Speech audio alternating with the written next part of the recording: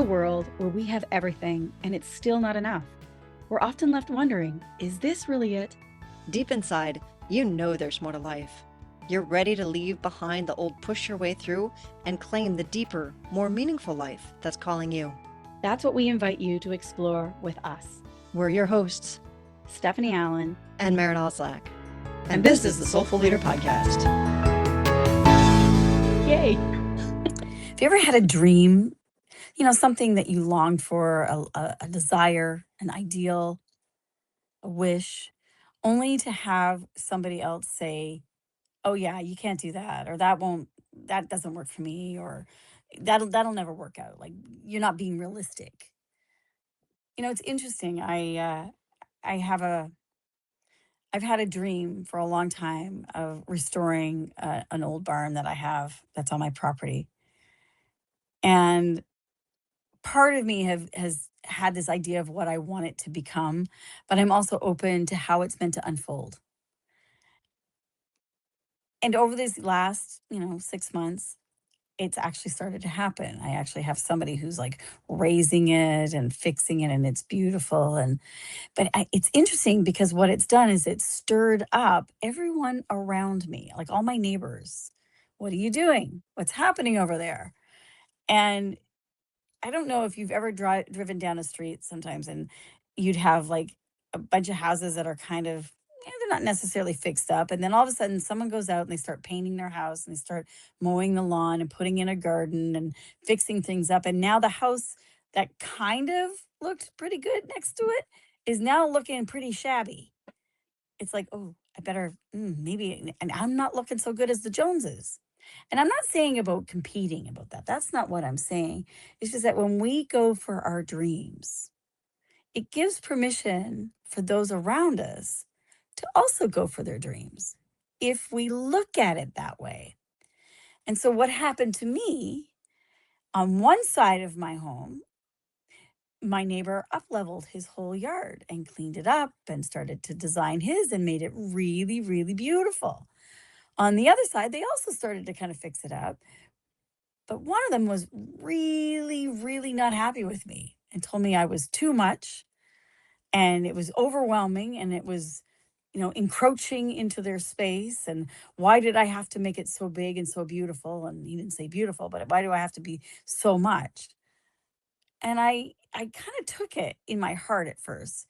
And I could feel that reaction of like, how dare you? But then I thought, if I put myself in their shoes, how might I look at if somebody next to me goes for their dream and I am having a hard time with what I got going on? It can bring up stuff. Like, am I good enough? Can I do that too? Or, if I give myself permission to actually go for my dream, what will I have to let go of? Like it brings up a lot of questions. And so sometimes people lift up with it and other times, and I unfortunately would like to say a lot of times people try to kill your dreams so that they don't have to live theirs. Well, I love, first of all, I love the analogy of the house and our internal dream killers, right? Because Mhm. when we can look at it as just flat land of, well, that's just going on in the neighborhood. And I like that you took it to the inward place of it's our actual, this is a representation of our actual dreams. And how often in life have we thought somebody else is a little bit too, you're a little over the top, you're a little too much, slow down there, whoa, Nelly, or somebody said that to us in some Mhm. place where we're like on a high. And it reminds me of the story of the crabs in the bucket. So supposedly, I don't know if it's true or not. People who live by the seashore will be able to tell us that. Stephanie. Anyway, if you put crabs in a bucket and one of them tries to get out, the other crabs will actually pull it back down. How dare you escape? And we do that to each other. We do that to ourselves. Why do we do that? Mhm.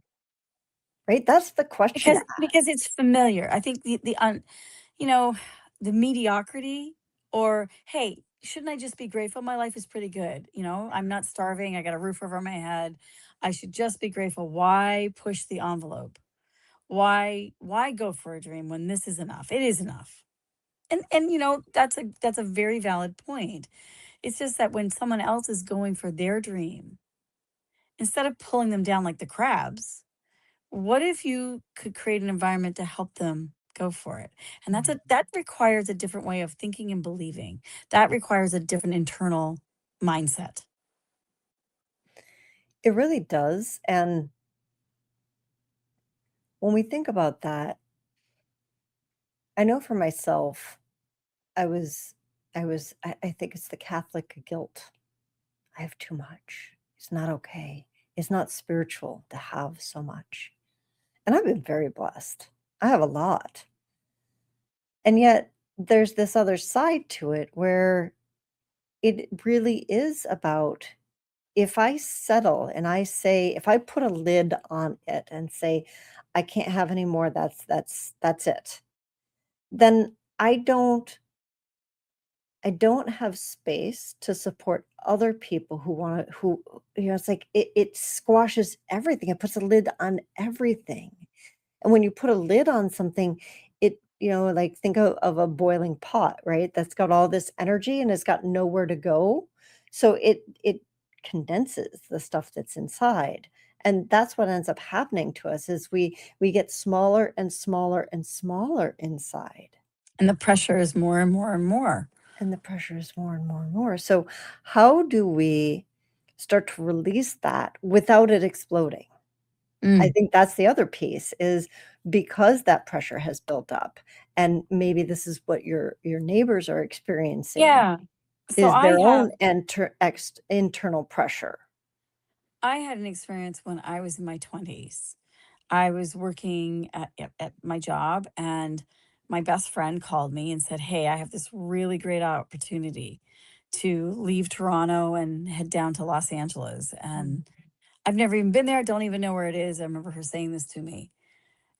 And she said, "It's totally the unknown for me, but it feels like this could be a really amazing life experience." And I remember, because you can go and go, "Oh, I'm so jealous." Because I mean, I always wanted to live in California. I always wanted to live, like, surf and do all that kind of stuff. And here she is going to live where I love to go. And I could have been jealous. I could have been a dream killer and said, "Why are you doing that? You're so much better here in Canada." And yeah, I could have done all kinds of things. Instead, I said, "Go for it. Mhm. Go for it." And I watched her life far exceed what we ever thought we could ever do as kids when we grew up together. Like, she traveled the world, she was able to, experience things that we didn't even imagine. And I remember telling her that she empowered me. Just her life alone empowered me, because if she could do it, and we both came from the same small town in, Nova Scotia, Canada, in a little tiny rural place, if she can do it and go for it, so can I. Yeah. Now, that was in my 20s. So, dream killers, you could either, when we kill a dream outside of somebody else's dream, we're actually doing that because we've already killed our own internal dream. Mm. Somewhere inside, we've already buried it. I was young enough to know that if she's going to go for her dream, then I can too. What Yeah. would that be like? I don't know what that is. Could I be open to it? And it changed my life. I love that. And I think that we could ask ourselves a question of,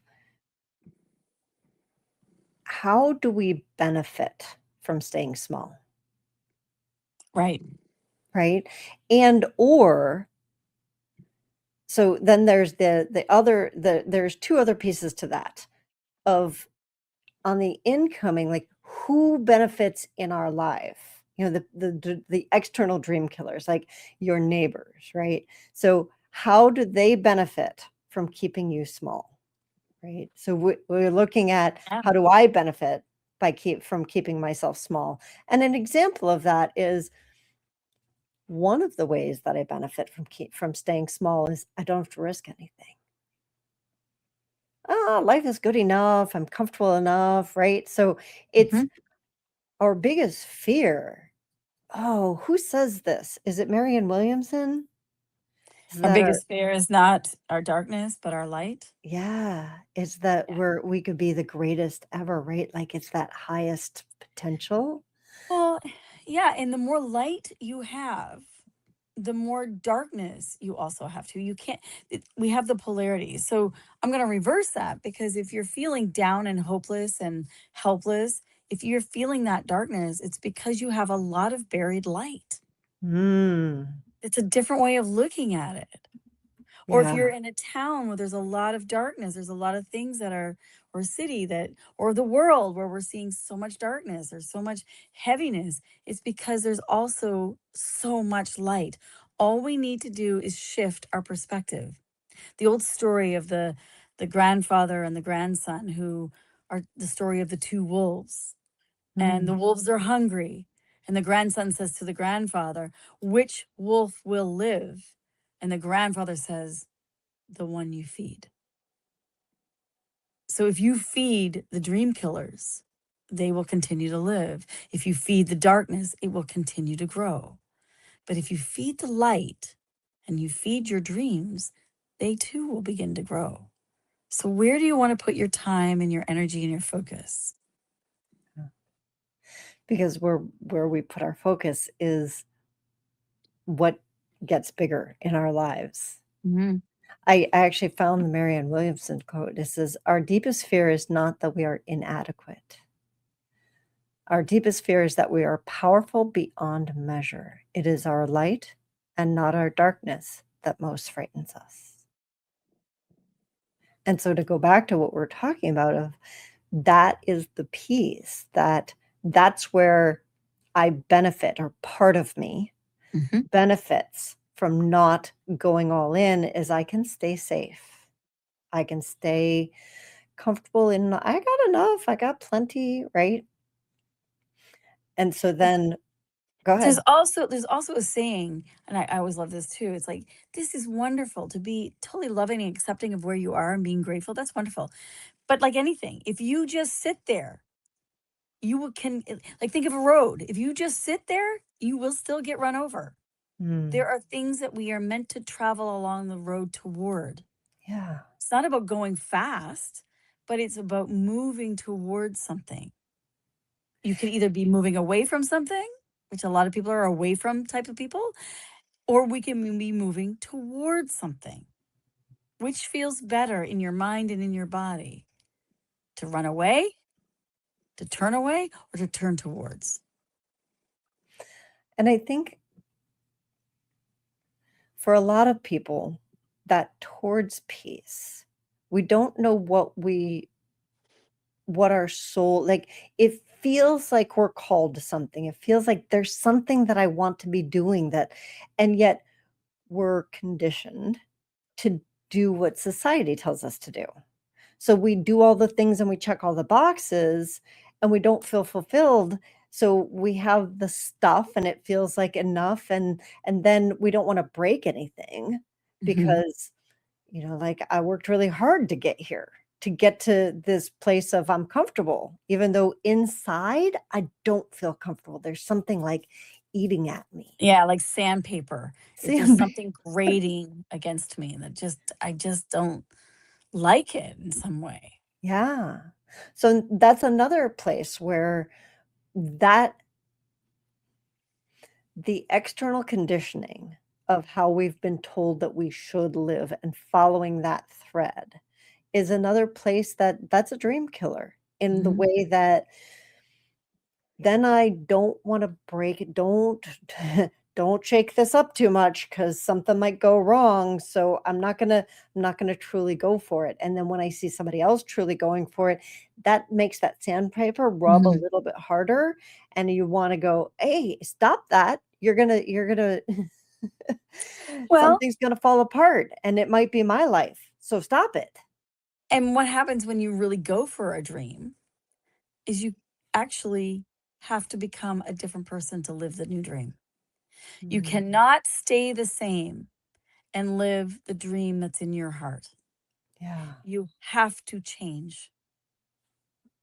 Again, another parable of the, you can't keep your foot on first and steal second base. You have Right. to let go of where you are in order to go to where you want to be.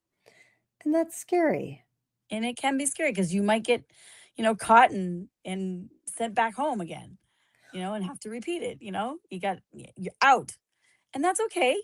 That's okay. Start again, start again, start again. We can't keep throwing our past experiences in front of us. We need to learn from our past experiences. But again, we're not the same person that had that experience. Right. We are a different person now. And to Right. remind yourself, so don't be your own dream killer. You Those are the know, most dangerous part. yeah, where all the places where we say, "Oh, I know how that ends. I've done that already." Well, actually, the person who did that is not who you are today. So do you truly know how that ends? Mm, That's that's one of those dream killer like if you're saying stuff like that to yourself, you might catch it and say, "Hmm, is it true?" The Byron right. Katie that stuff of, "Is it true?" You know? And so far we've talked about, like, the 2 of them, how I am a dream killer for my own stuff and how I might be, you know, dream killing somebody else's. And then there's the 3rd piece, which is where is there somebody or how might my going for my dreams threaten somebody else? And that actually we did kind of talk about that because that's where your neighbors are. And Mhm. when I let go of the shore or take my foot off of first to steal second, there's a team of people that it could be threatening to them that I'm Mhm. stealing, or they could be excited about it, right? I could go either way. Mhm. There might be So, people who are going, "No, no, no, no, no," and people are going, "Yes, yes, yes, yes, yes." yeah. So it's a good idea to look within yourself to say, what is the dream? That Mm, and even to say to yourself, because every single soul has been given a dream, a longing that actually you're meant to actually realize. So you cannot have a wish or a dream or a longing that doesn't already exist in the future. That's why it's in your heart, because there's some part of you in the future that's actually living it. mm. Now, that doesn't mean you're going to get there because, well, how do I get there? Well, you have to believe in it and you have to keep practicing it because the person in the future that's living that dream is not the same as who you are now. Well, and I wanna talk about that for a second because, when I've mentioned that to somebody in the past, they've said, "Oh, I don't believe that my life is fated like that." And I don't think of when I say that my future self has already done it or is already there and has left me breadcrumbs, right? I Mhm. don't think of it as a fated thing because I'm actually in choice. Am I going to get to that person or am I not? Am I going to choose the things? Am I going to find the breadcrumbs?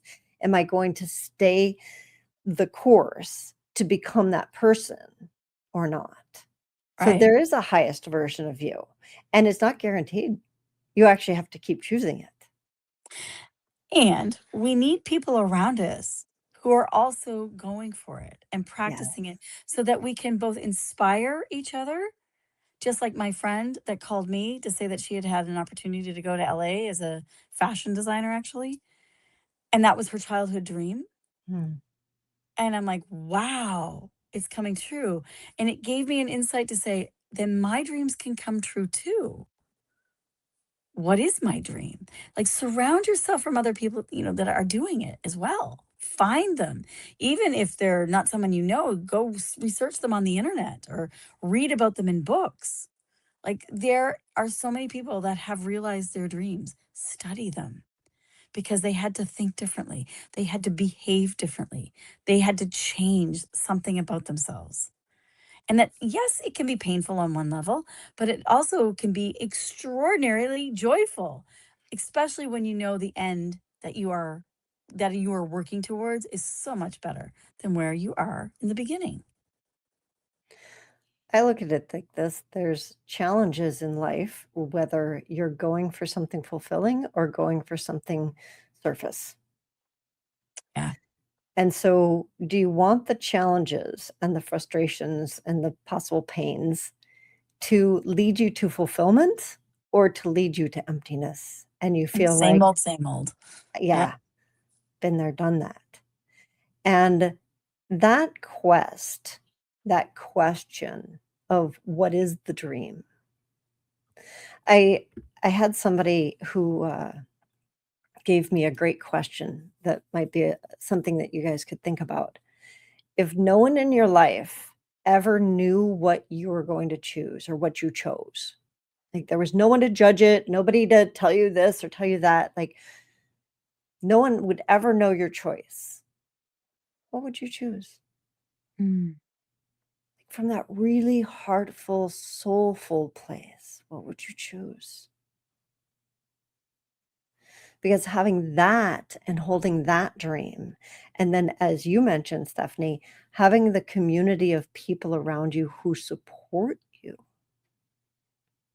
So I Yeah. have a quick story. When I was competing in dance, I competed in ballroom and I competed in the swing community and I competed in the country community. And mostly I trained with the ballroom dancers because of the quality of training. And I competed in country and swing because in ballroom, it was highly competitive and cutthroat. And people were hoping that their competitors did poorly. Mm. And when I got to the swing community, that's where I found it the most. Actually, both in that and in the couples country community. The competitors were out there cheering on their competition, Mm. wanting them to do well. So they would get done competing and they'd go sit in the front. They'd be the ones in the front, like of the row. Like they'd be sitting on the Mm. dance floor, cheering on the next person who is good. And I was like, that, I want that in my life. I want to be surrounded by people who are my top competitors who want the best for me too. They want to compete at that high level, not pull me down, not be the crabs in the bucket. I was just gonna say not be the crabs, to be what would pull the crab out of the bucket and continue to keep helping the other crabs stagger out and get out together. Exactly.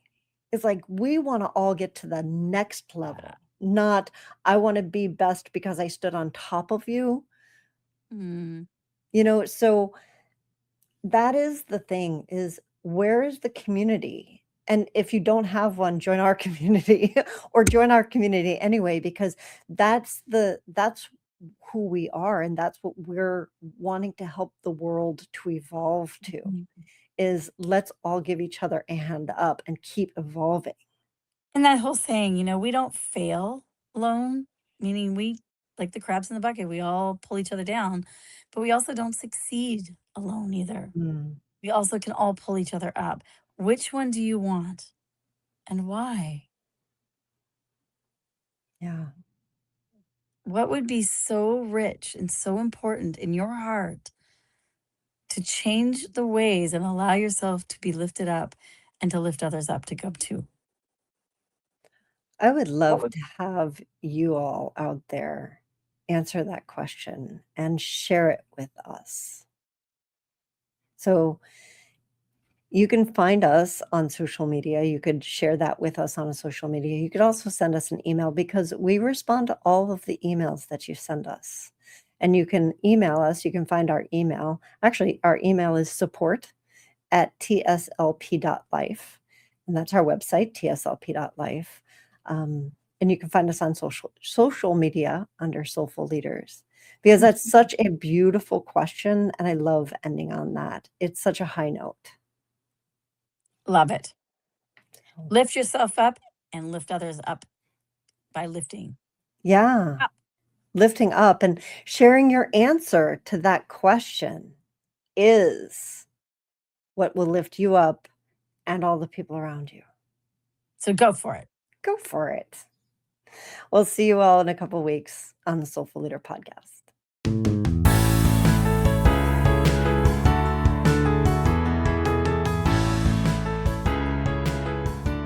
And that wraps up another episode of the Soulful Leader podcast with your hosts, Stephanie Allen and Maren Oslack. Thank you for listening. If you'd like to dive deeper, head over to our website at thesoulfulleaderpodcast.com. Until next time.